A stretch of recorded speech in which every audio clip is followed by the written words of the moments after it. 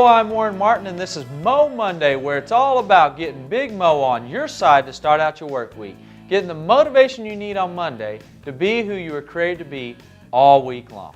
A backwoods preacher once stated, "Be who you is, because if you ain't who you is, then you is who you ain't." And there's a lot of wisdom in that. It is so easy for us to fall into the trap of trying to become a carbon copy of someone else that we deem to be successful. We try and emulate those people whom we look at and say, hey, the contribution they made, that is success, and I want to emulate that. So that brings us to the question of whose contribution really matters. I love in the book, The Lost Choice by Andy Andrews, he kind of addresses this whole thing, and he looks at the life of George Washington Carver, and there's this one point where people are trying to praise George Washington Carver for the great contribution that he has made to society. And he asks the question, whose contribution really matters? Is it the person that has the renown? Is it the person who does who comes up with the invention or comes up with the scientific problem that changes the world? Is it really his contribution that has changed the world? Or is it the author of the book? The book that was written that inspired the great man to do the great work?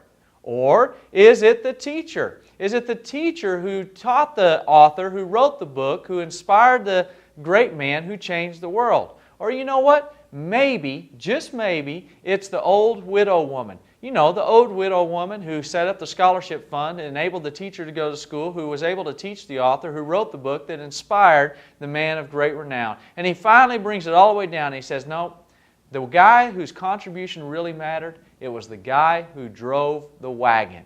You know, the guy who drove the wagon, who brought the lumber and built the schoolhouse that enabled the teacher to have a place to teach, the teacher who became a teacher because of the scholarship fund of the old widow woman, the teacher who taught the author, who wrote the book, who inspired the guy, who came up with the invention that changed the world. So whose contribution really mattered? It was the guy who drove the wagon. I love that story because it shows how each one of us has a contribution to make. And every great man of renown, every great woman of renown, behind them is a whole list of people who have inspired and motivated and transformed their lives by the contributions, the small contributions that they have made along the way.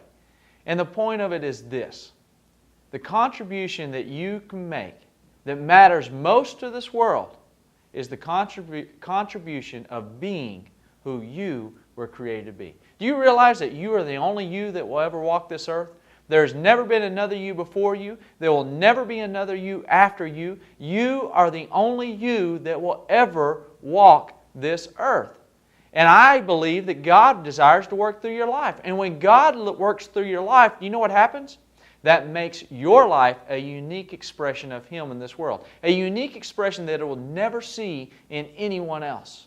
The greatest success that you can have is to be who you were created to be. And if that means that you're the man who simply drives the wagon, then you can be the man who changes the world by being who you were created to be. And if you're the scientist that has the great invention that's going to change the world, then you have that contribution. But the key is, true success is not defined by the contribution you make.